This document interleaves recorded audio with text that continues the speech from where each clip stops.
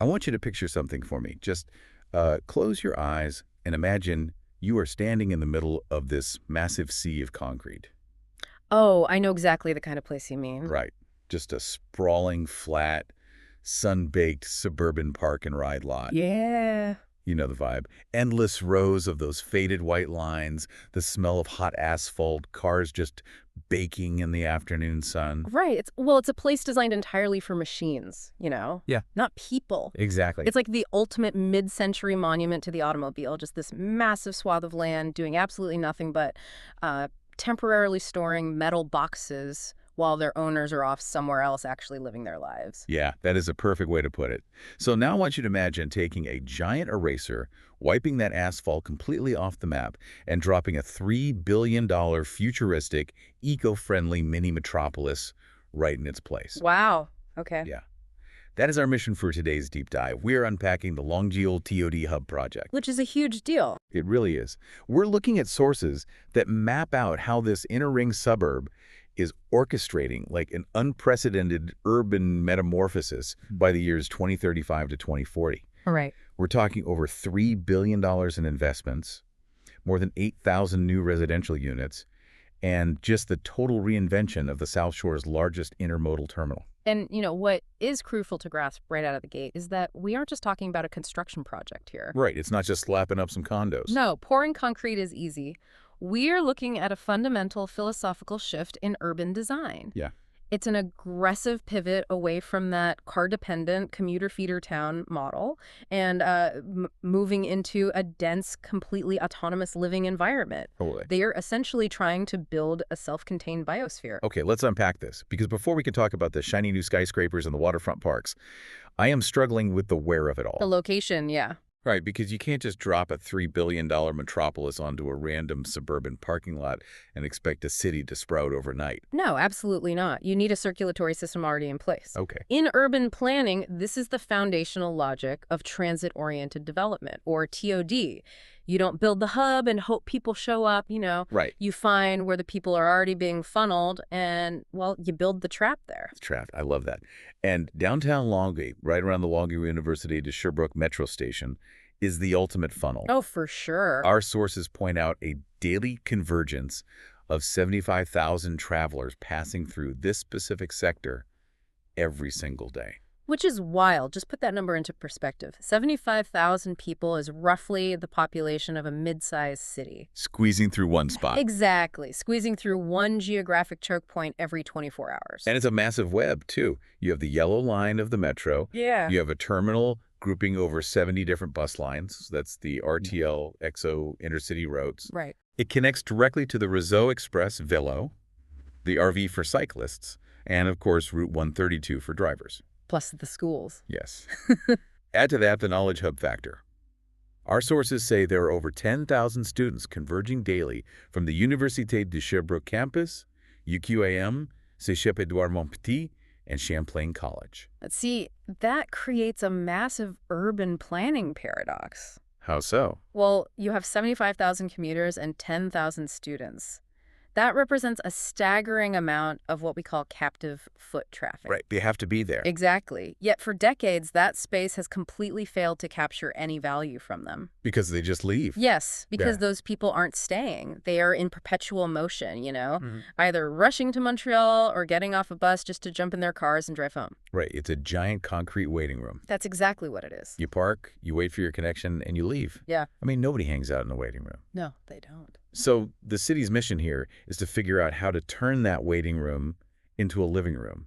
And to do that, you have to introduce structural friction. Friction. Yeah, you need a mechanism that makes a commuter stop, look around, and decide to linger, to spend money, and eventually to put down roots. That requires an incredibly delicate dance of public policy setting the stage and private money building the structures. So how do you create that friction? I mean, if I'm coming off a long day of classes or a shift in the city, I just want to go home, right? Of course. You need a massive event. Yeah. Which brings up the first major initiative the city is launching called Espace Longueuil. Right. This is supposed to be the new civic and economic heart. Yeah, and it occupies the very last municipal plot in the sector. It's being developed in a strategic partnership with Groupe Immobilier Montoni and Sidley Architecture. Okay. And the key here is they aren't just throwing up a strip mall, right? They are building a highly integrated mixed-use complex. So let's look at the mechanics of this complex. On the Mhm. commercial side, they're building a modular convention center designed for 1,500 people. You pair that with a 200-room hotel and 50,000 square feet of commercial and office spaces on the ground floor. Which is huge. It is. The projections estimate this will generate an annual flow of 35,000 to 70,000 business tourists And business tourists are incredibly potent economic engines. because of the expense accounts. Exactly. They eat at local restaurants, they utilize services, and they provide the baseline revenue needed to sustain a much higher caliber of retail than a suburb could normally support. Wait, hold on. A municipal convention center. Yeah. My red flags are going up immediately based on everything we know about civic mega projects. I know where you're going with this. Right. Historically, cities build these massive convention centers, hoping for a tourism boom. They vastly overestimate the foot traffic, and suddenly the taxpayers are on the hook for millions in annual operating deficit. Oh, absolutely. They become notorious public money pits. Yeah, you're anticipating the classic build it and they will come municipal boondoggle. Yes. The trap of civic hubris. Right. But the structuring of Espace Longueuil actually bypasses this. Really? Yes. The city has set a hard boundary. They will not inject a single public dollar into the operating costs of the convention center or the hotel. Wow. That is a fascinating maneuver. It is. They essentially get the economic engine, the 70,000 tourists feeding the local businesses, without holding the bag on the taxpayer liability. Exactly. And it frees up civic resources to focus on the social mechanisms of the space. Because a living room can't just be corporate suites and business travelers. Right. Nobody wants to live in an airport lounge. Right. It has to have a residential soul. Okay, so Espace Longueuil integrates 620 rental housing units, and crucially, 20% of those, so about 124 units, are strictly reserved for nonprofit affordable housing. Right. Which will be managed by nonprofit organizations. Yeah. If we connect this to the bigger picture, that 20% allocation is a vital piece of social engineering. How so?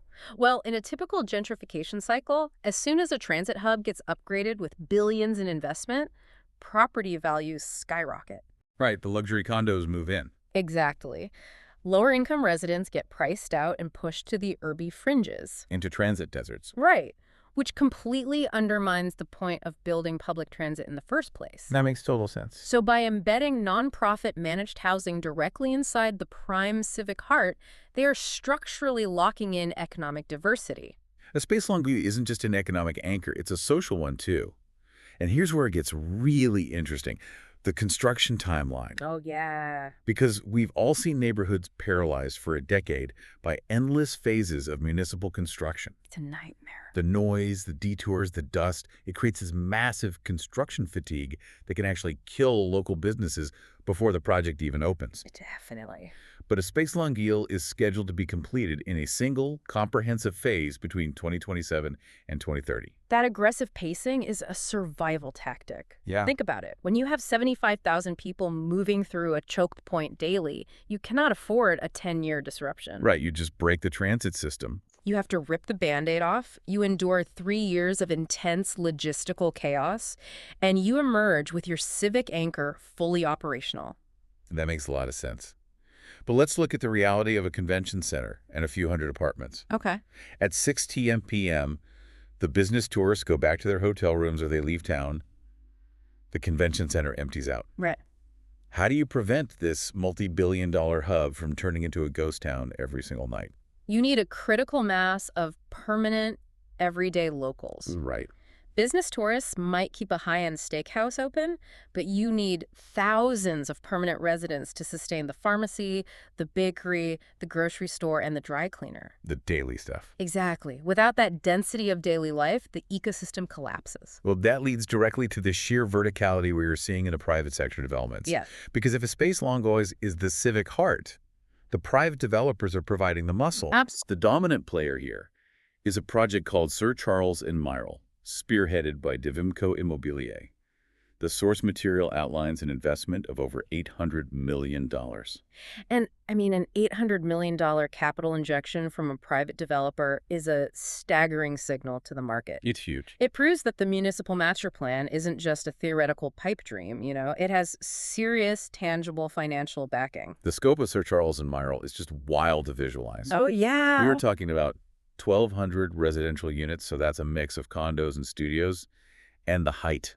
Towers reaching 25 and 33 floors high. It's massive. Imagine standing on a 33rd floor balcony, looking out over what used to be a flat expanse of sun-baked asphalt, and now you have panoramic views of Montreal and the St. Lawrence River. Right. They are completely rewriting the visual language of the South Shore skyline. Definitely. But the verticality isn't an architectural vanity project. No. No, it's a very deliberate mechanism to achieve extreme density on a limited footprint. To put the math into perspective, this project alone is going to add more than 2,500 permanent residents to the site. Right. It is essentially like taking an entire small town's population and vertically stacking them onto a single urban block. And think about the localized economic explosion that creates. Yeah, that's a lot of people. Those 2,500 people will be coming down the elevators every single day. They need coffee, they need groceries, they need a place to meet friends. Right.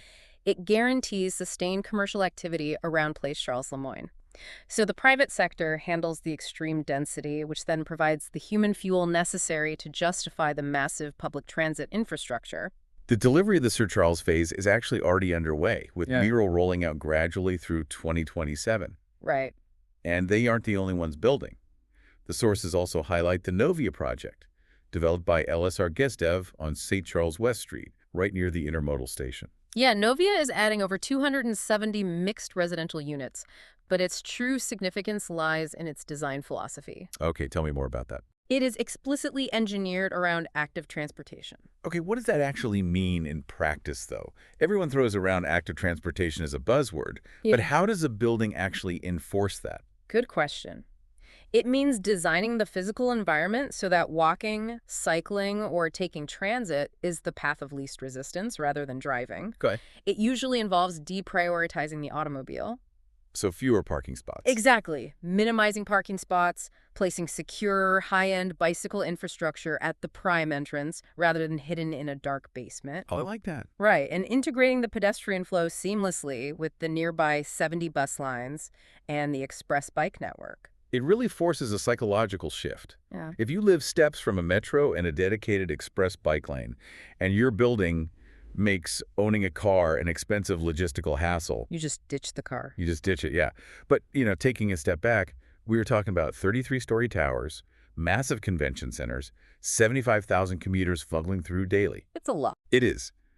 Hyperdensity sounds incredibly efficient on a spreadsheet, but for the human being actually living there, it could quickly feel like a claustrophobic pressure cooker. Oh, that is the perpetual danger of modern urbanism. Right. If you relentlessly prioritize concrete and verticality without designing relief valves, you don't build a community. Yeah. You build an incredibly stressful cage. The human brain requires open space, natural light, and organic landscapes to offset the sensory overload of a dense city. Which perfectly explains the necessity of the waterfront project, Longue-Rive. Yes. We are shifting from the skyscrapers down to the riverbank. This is the master plan for the Pointe-à-Longueuil sector, developed in partnership with the Canada Lands Company, the CLC. And the scale of Longue-Rive proves they understand the psychological need for that relief valve. Yeah. This isn't just planting a few trees on a sidewalk. No, the numbers are astronomical. 2.5 million square feet of space. Wow. Yeah. If you are trying to picture that, it is the equivalent of 43 American football fields. That is massive. 43 football fields of former federal lands, sitting right between the Jacques Cartier Bridge and the Longueuil Nautical Club, being completely transformed. What's fascinating here is the sheer administrative and urban triumph of reclaiming that space. Really? Oh, yeah. Yeah. Historically, prime waterfront property in industrial regions gets locked up by federal agencies, port authorities, or private luxury developments. Right, fenced off. Exactly. The everyday citizen is entirely cut off from the water. Well, the source material actually uses a phenomenal quote outlining their exact goal for this 43 football field expanse. What is it? They want to transform it into riverside parks and mixed-use spaces in order to give the river back to the citizens. Give the river back. That is a powerful mandate. It really is. When you integrate that massive horizontal expanse of nature into a hyperdense transit hub, you fundamentally alter the biological experience of the neighborhood. It changes everything. I mean, you can live in a hyper-dense third-floor studio surrounded by thousands of people, but you are only a 5-minute walk away from having a quiet picnic on a massive green expanse by the St. Lawrence River. And beyond the psychological benefits, it physically changes the microclimate. Oh, the heat island effect. Yes. Massive concrete hubs suffer from the urban heat island effect, trapping staggering amounts of heat. Right, like that baking asphalt we talked about at the start. Exactly. Converting 2.5 million square feet into green riverside parks utilizes trees and water to actively cool the ambient temperature of the entire district. Wow. It is environmental engineering working hand in hand with the vertical density. So what does this all mean? We've looked at the transit and civic anchor with the convention center. Right. We've looked at the high-rise private anchors, stacking thousands of residents into the sky. We see the integration of active transport, and we have 43 football fields of reclaimed nature. It's quite the puzzle. It is. When we zoom out and look at the macro impact of this $3 billion puzzle, where does this leave us in the year 2040? By 2035 to 2040, the finish line is a complete rewriting of the regional DNA. Okay.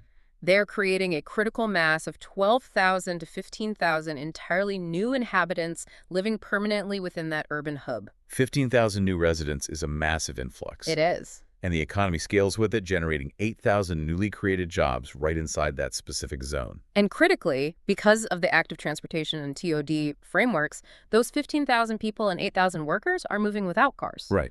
The source material emphasizes a massive reduction in greenhouse gas emissions.